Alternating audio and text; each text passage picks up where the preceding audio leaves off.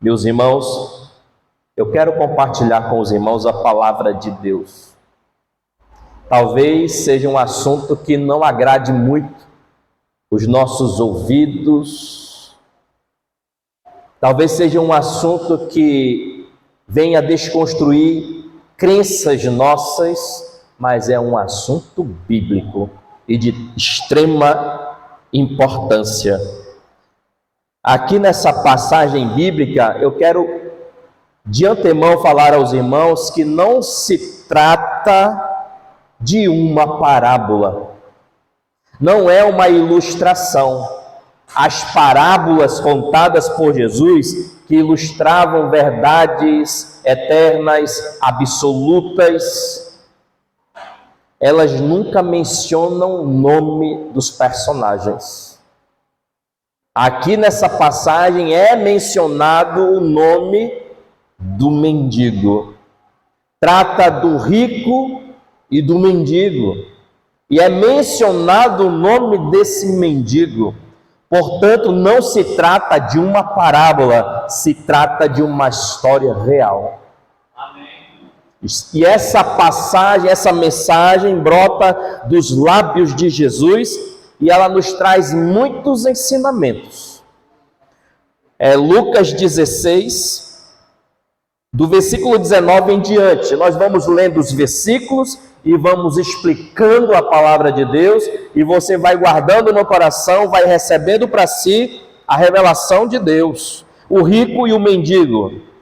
Verso 19, ora, havia certo homem rico que se vestia de púrpura e de linho finíssimo, e que todos os dias se regalava esplendidamente. O texto começa abordando a vida do homem que era rico. Não é mencionado o nome desse homem, claro, ele tinha uma identidade, mas a identidade dele não é revelada. Ele viveu uma vida regalada, ele viveu uma vida muito próspera, mas no fim da vida e da existência, o nome dele não é lembrado por Deus. Talvez ele tenha sido lembrado pelos homens, pelos amigos, talvez as pessoas tenham feito até homenagens a ele, homenagens póstumas, etc., mas ele não é lembrado por Deus. A sua memória cai no esquecimento. A Bíblia diz que ele era rico, a Bíblia diz como ele se vestia esplendidamente, e a Bíblia diz que todos os dias em que esse homem viveu, toda a sua existência, diz o texto, ele se regalava esplendidamente, ele esbanjava.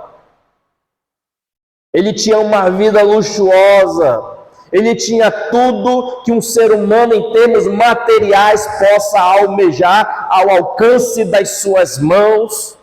Ele tinha propriedades, ele tinha dinheiro, ele tinha fama, ele tinha status, e todos os dias a sua riqueza lhe proporcionava viver uma vida regalada, mas lhe faltava o principal. Faltava Deus, faltava salvação, faltava intimidade com o Senhor. A Bíblia diz: o que adianta o homem ganhar o mundo inteiro e perder a sua alma, e perder a sua salvação? O que o homem daria em troca da sua alma? Esse homem esqueceu-se de Deus. A Bíblia diz no Salmo 9, versículo 17, os perversos serão lançados no inferno, e todas as nações que se esquecem de Deus. Tem muita gente hoje que tem se esquecido de Deus, que tem esquecido de orar, de ler a Bíblia, de clamar, de gritar por socorro. Todos os dias nós precisamos de Deus, nós somos susceptíveis a esquecer, a achar que somos autossuficientes. Quem sabe se um dia esse homem não andou com Deus, quem sabe se ele não conhecera o Senhor um dia na sua vida, mas ele agora, todos os dias, vivendo regaladamente, e você não vê nenhuma menção dizendo o seguinte: todos os dias ele buscava Deus, todos os dias ele orava, todos os dias ele lia a sua Bíblia, todos os dias ele chorava aos pés do Senhor. Não, a Bíblia diz que todos os dias da sua existência ele vivia regaladamente, de forma esplêndida. Mas a Bíblia diz ainda no versículo 20: havia também certo mendigo chamado Lázaro, coberto de chagas, que jazia à porta daquele. O nome do rico não é mencionado, ele caiu no mar do esquecimento, mas o mendigo é lembrado. O mendigo não foi lembrado pela sociedade, não foi lembrado por ter feito coisas extraordinárias em termos sociais, mas ele foi lembrado diante de Deus, porque serviu a Deus a despeito da sua pobreza extrema. E a Bíblia une o destino desses dois homens, porque não é um homem rico morando em outro continente e um homem pobre, paupérrimo, morando em outro lugar, geograficamente distanciados. Não, a Bíblia une o destino desses dois homens. O homem que vivia regaladamente, comendo do bom e do melhor, esbanjando. A Bíblia diz que o mendigo ficava na porta da casa desse cidadão, procurando receber uma migalha, procurando um gesto de compaixão por parte desse homem que vivia regaladamente, e ele não recebia nada. O homem era egoísta, egocêntrico, individualista. Um pobre mendigo todos os dias na porta da casa desse homem, e esse homem não tinha a menor sensibilidade. Esse homem não enxergava naquele mendigo um ser humano digno. Aquele mendigo representava uma ameaça, um problema, um incômodo, um estigma social. E esse homem rico não estende a mão, não ajuda, porque esse homem não tem Deus na vida dele. Esse homem não tem sensibilidade espiritual, e todos os dias esse mendigo chamado Lázaro, coberto de chagas, doente, faminto, miserável, estava à porta da casa daquele homem. E diz o texto no versículo 21, e desejava alimentar-se das migalhas que caíam da mesa do rico. Ele nem ousava pedir um pedaço de pão, um pedaço de carne, porque sabia que aquele rico era avarento, era egoísta, mas ele desejava pelo menos comer as migalhas que caíam da mesa daquele homem. E a Bíblia diz que até os cães vinham lamber-lhe as úlceras, ou seja, os animais, os cães tinham mais consideração, porque vinham e lambiam as úlceras do mendigo, tratavam mais bem o mendigo do que o rico. E os cães vinham, se aproximavam, lambiam as úlceras daquele pobre mendigo, miserável e doente, enfermo. Nós vivemos hoje numa sociedade que não é diferente desse contexto. É uma sociedade que valoriza mais as coisas materiais do que o ser humano. Nós precisamos entender que Deus nos chamou para fazer a diferença. Amém. E esse homem não consegue ajuda, esse homem só tem a atenção dos cães, que lhe proporcionam, por assim dizer, um certo alívio, enquanto lambem as suas úlceras. O versículo 22 vai dizer: aconteceu, morreu o mendigo e ser levado pelos anjos para o seio de Abraão. Morreu também o rico e foi sepultado. Você vê que eles estão unidos, os seus destinos estão unidos, e agora, como ocorre a todo ser humano, um dia eles vão morrer, eles morrem, assim como um dia também nós, nessa vida limitada, passageira, um dia nós também iremos morrer. Mas perceba qual a diferença que há aqui no tratamento em relação a essas duas figuras. A Bíblia diz que aconteceu, morreu um mendigo, e ele foi levado pelos anjos para o seio de Abraão. Ele morreu, mas ele foi imediatamente levado pelos anjos do Senhor para o seio de Abraão, para um lugar de descanso, para um lugar de espera. Mas a Bíblia diz: morreu também o rico e foi sepultado. O mendigo é tratado em termos espirituais. O mendigo morre, mas é levado pelos anjos. Mas em relação ao rico, a Bíblia diz que ele morreu e foi sepultado. Uma coisa puramente natural, digamos assim. Oh, glória a Deus.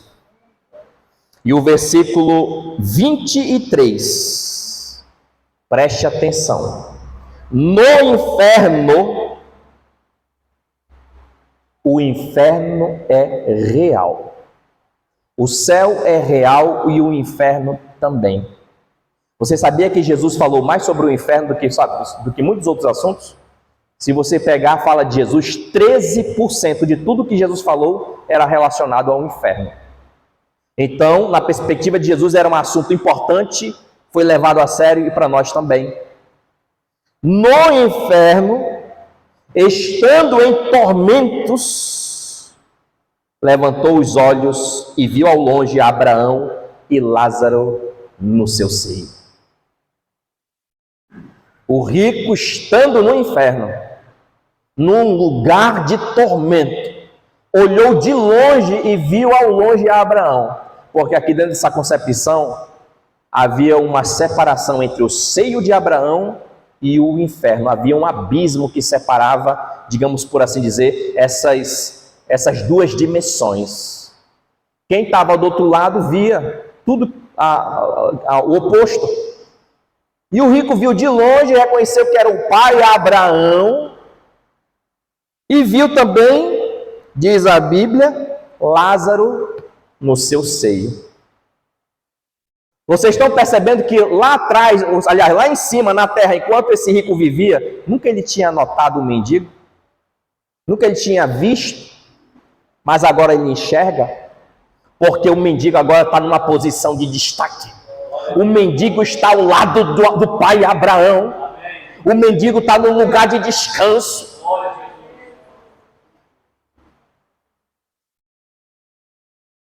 O versículo 24.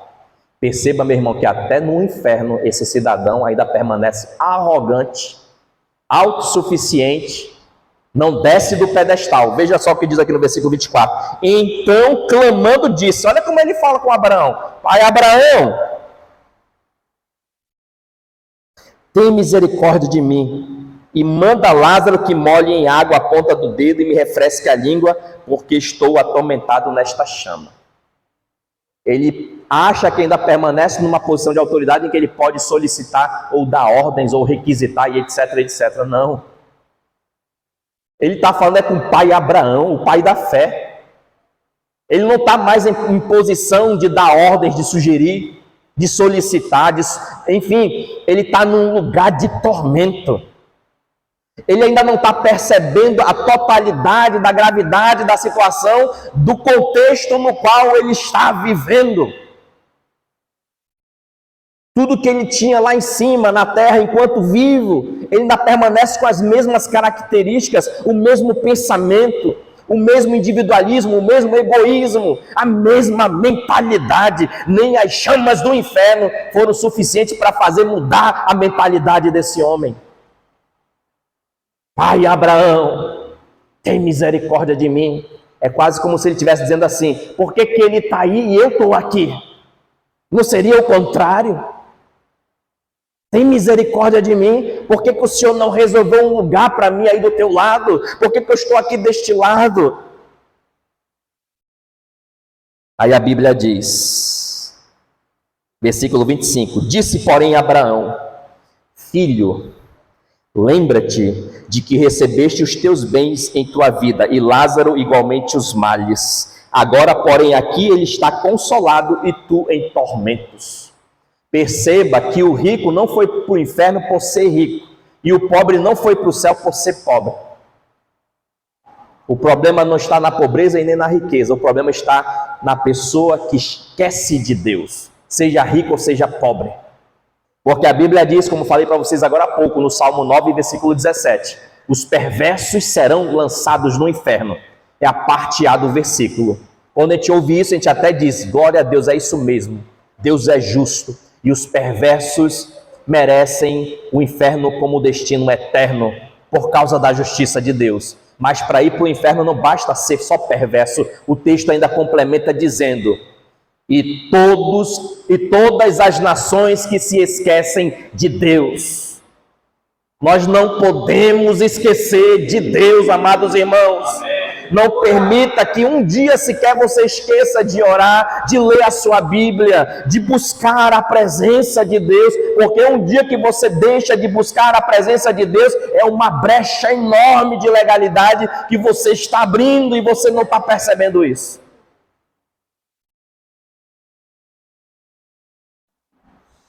Trocando em miúdos, o que o Abraão está dizendo? Eu não posso fazer nada. Algo poderia ser feito, mas não é aqui nessa instância. Era lá em cima, enquanto tu estavas vivo, enquanto tu tinhas oportunidade de aceitar a salvação, de viver a palavra de Deus. Agora não pode ser mais feito coisa alguma. Tu estás na condição de tormento eterno e Lázaro de gozo eterno, de descanso. Aí o Abraão ainda vai explicar mais um pouquinho. Versículo 26, e além de tudo está posto um grande abismo entre nós e vós, de sorte que os que querem passar daqui para vós não podem, nem os de lá passar para nós. Depois que o Abraão explica para ele a real situação, porque a ficha dele parece que ainda não caiu. Ele acha que ainda está poderoso, ele acha que ainda está autossuficiente, ele acha que está em condições de mandar, de ordenar, de solicitar, de sugerir, etc, etc. Mas o Abraão vai explicar, aqui não funciona desse jeito. Eu não posso fazer nada. E depois então que esse homem é convencido, que esse homem entende a gravidade da situação, irmãos, presta atenção em algo que eu vou falar para vocês agora. Porque vai entrar um outro assunto agora, mas dentro do contexto.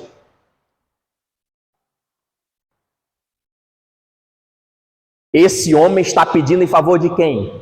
Dele próprio, é ele que está no inferno. Amém? Muda essa situação, faz alguma coisa, pai Abraão. Afinal, tu és o pai Abraão, o pai da fé, o patriarca, e tu estás aí, com certeza tu mandas nesse lugar, com certeza nesse lugar bom, maravilhoso que tu estás, e que esse homem Lázaro, que só vivia me perturbando, a porta da minha casa está aí do teu lado. Se ele está aí, eu também posso estar. Faça alguma coisa, me transporta dessa condição e desse lugar para esse lugar de delícias. Eu estou com sede. Manda esse mendigo molhar a ponta do dedo e pingar aqui na minha língua e me refrescar, que eu estou com muita sede. É um lugar de tormento.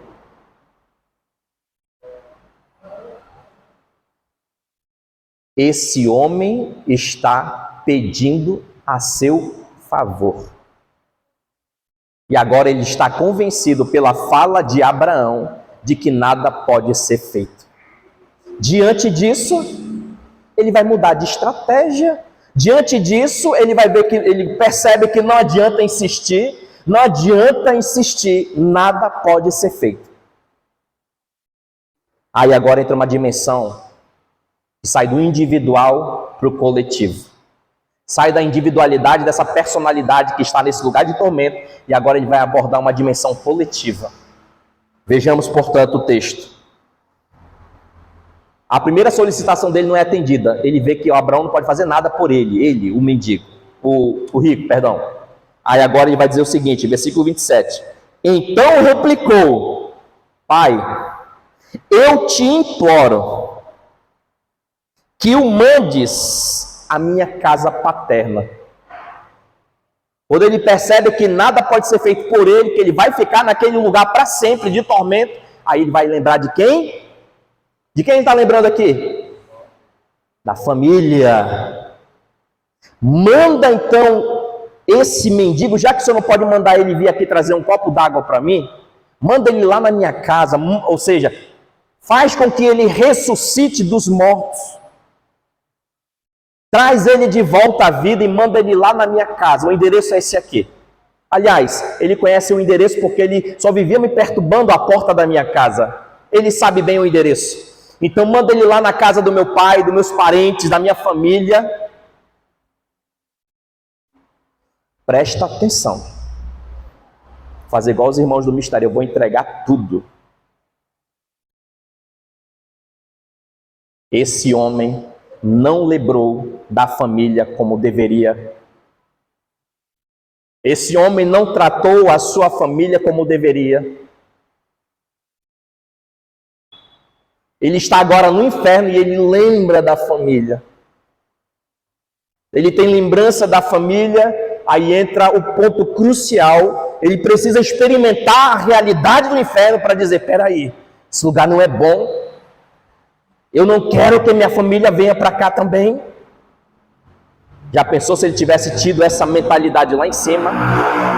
O inferno não é bom, nem para mim, nem para minha família. Então eu vou fazer como Josué. Eu e a minha casa serviremos ao Senhor. Eu e a minha casa serviremos ao Senhor. Quem pode repetir comigo? Diga, eu e a minha casa serviremos ao Senhor. Ele vê que não pode ser feito nada por si. E agora ele vai pedir, ele vai solicitar, ele vai implorar. Então faça alguma coisa em favor da minha família. Manda que esse homem ressuscite, que ele suba, que ele volte dos mortos e que ele vá lá em casa. Aí olha o que ele diz no versículo 28. Porque tenho 5 irmãos, para que lhes dê testemunho, a fim de não virem também para este lugar de tormento.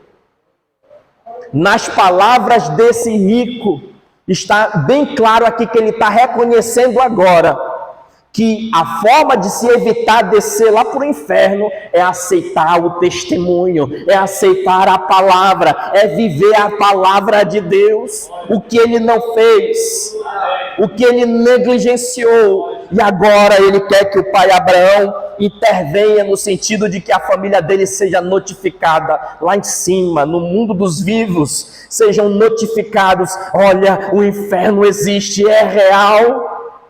E o fulano está lá, o rico. E ele mandou um recado aqui para vocês, que é para vocês se arrependerem, acreditarem na palavra, senão o destino de vocês vai ser o mesmo. Essa é a solicitação que esse homem faz, esse é o pedido. Ele implora por isso, mas mais uma vez o Abraão vai explicar para ele. Olha o versículo 29.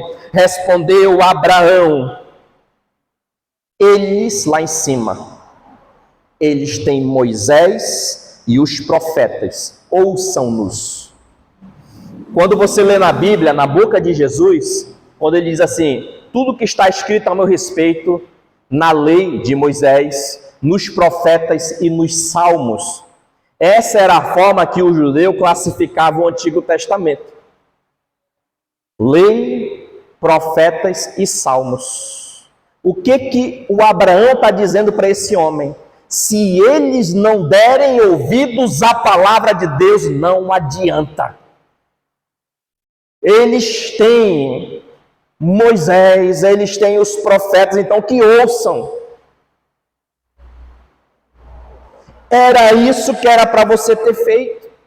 Era para você ter dado ouvidos a Moisés, aos profetas, aos salmos, ou seja, era para você ter dado ouvidos à palavra de Deus, e igualmente a sua família também, eles têm que dar ouvidos, eles já têm, já está lá com eles a palavra, é questão de eles decidirem, tomarem posição, se querem realmente viver a palavra de Deus. Amém.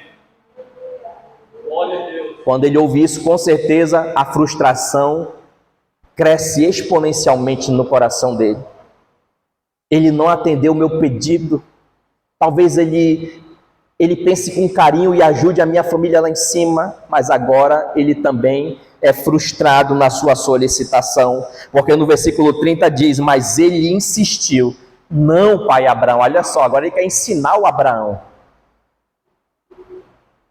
Não, pai Abraão, peraí, deixa eu explicar para o senhor. Se alguém dentre os mortos ressuscitar e for ter com eles, aí eles vão se arrepender. O que isso significa?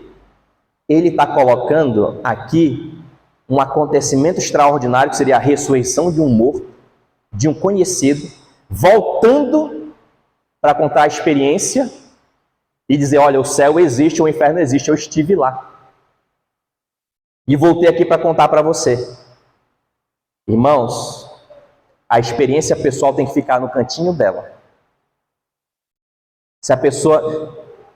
Eu acho isso interessante. Eu estava ministrando hoje na escola dominical, lá na igreja Assembleia de Deus Comadé, pastor Cavalcante. Foi meu aluno, é um amigo meu em Cristo Jesus.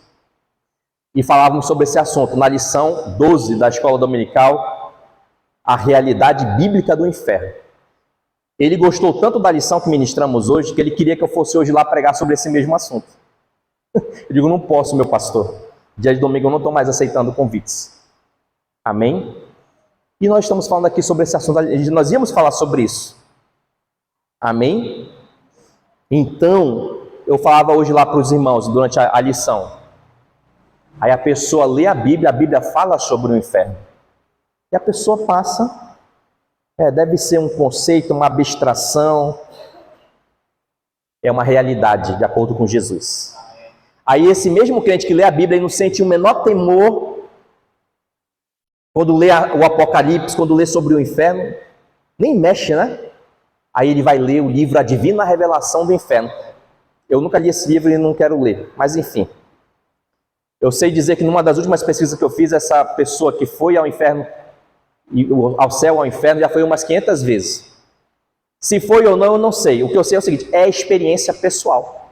A experiência pessoal não substitui a verdade da palavra. O que eu tenho que acreditar é na Bíblia. É isso que o Abraão está dizendo, olha, não adianta, mesmo que ressuscite um morto, não pode ser feito coisa alguma, eles têm que ouvir os profetas, a palavra. É a palavra que pode libertá-los, é a palavra que pode salvá-los.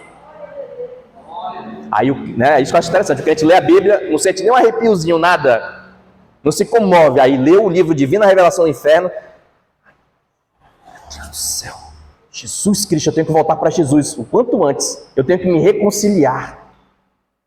Vocês estão entendendo? Valorizar mais uma literatura extra-bíblica do que a própria Bíblia, mas enfim, o Abraão está dizendo o seguinte, o que eles precisam não é de um sinal extraordinário. O que eles precisam é acreditar na palavra de Deus. Aleluia. Abraão, porém, lhe respondeu, se não ouvem a Moisés e aos profetas, tampouco se deixarão persuadir, ainda que ressuscite alguém dentre os mortos. Quem tem poder de convencimento, de transformação, de salvação, de libertação, não é o morto que ressuscita dentre os mortos, não é o fulano que foi ao céu, ao inferno milhões de vezes, não. Quem tem poder de transformar, de libertar e de salvar é a palavra de Deus. Vamos despertar, meus irmãos. Nós temos que trabalhar em cima da nossa família. Quantos de nós talvez saibamos de alguém da nossa família que está desviado, que está longe dos caminhos, ou que nem aceitou Jesus, precisa ter um encontro com Deus, e nós estamos de mãos atadas, não oramos por essa pessoa, não choramos na presença de Deus. Nós conhecemos a verdade da palavra de Deus. Ah não, pastor, mas eu amo, e se eu falar desse assunto vai criar um clima assim, meus irmãos. Se nós amamos de verdade a nossa família, nós vamos falar a verdade para eles, em amor.